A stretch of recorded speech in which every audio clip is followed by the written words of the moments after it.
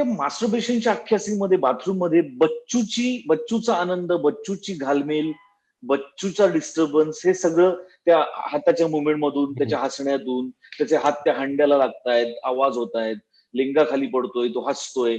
या सगळ्या ह्याच्यामध्ये रवी अत्यंत निश्चल आहे.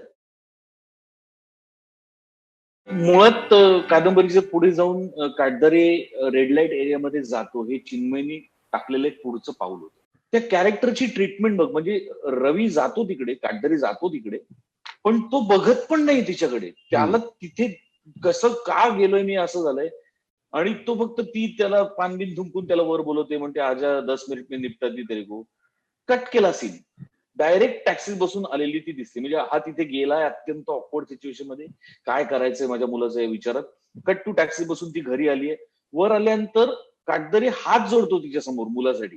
एका वेश्येसमोर एक माणूस हात जोडतो, म्हणतो मैं हात जोडता हूं तुम्हारे सामने. त्याच्यावर तिची फिलॉसॉफी सांगते की इसके साथ बैठो, मेरे कुछ हो गया तो मेरी बेटी को बैठना पडेगा. तो जाऊन देतो तिला. त्याच्यानंतर बच्चू व्हायलंट होतो. त्याचा व्हायलन्स त्याला एका पॉइंटला बघवत नाही, तो त्याला खाली पाडून तो दरवाजा बंद करून दरवाजाच्या मागे जाऊन रडतो, जेणेकरून आपण रडतोय हे बच्चूला दिसू नये म्हणून. मग तो नॉर्मल झाल्यानंतर तो खिडकीत येतो, तो बच्चूची अवस्था बघतो, मग तो आत येतो, मग तो शांतपणे दरवाजा उघडतो, तो स्वतःचा शर्ट काढतो. तोपर्यंत बच्चूला कळतच नाही बाप काय करतोय. आणि मग तो त्याला अत्यंत शांतपणे बाथरूम मध्ये नेतो. त्या मास्टरबेशनच्या अख्ख्या सीन मध्ये बाथरूम मध्ये बच्चूचा आनंद, बच्चूची घालमेल, बच्चूचा डिस्टर्बन्स हे सगळं त्या हाताच्या मुवमेंट मधून, त्याच्या हसण्यातून, त्याचे हात त्या हंड्याला लागतायत, आवाज होत आहेत, लिंगा खाली पडतोय, तो हसतोय.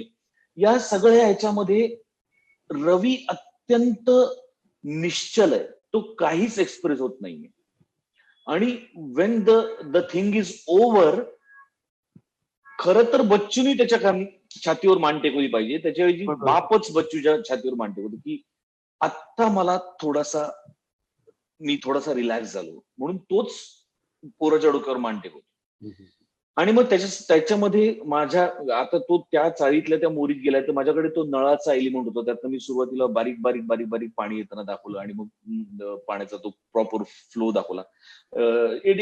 Obviously we have used it as a metaphor, of course, की ज्यांना ते कळायचं त्यांना ते मेटाफर कळेल.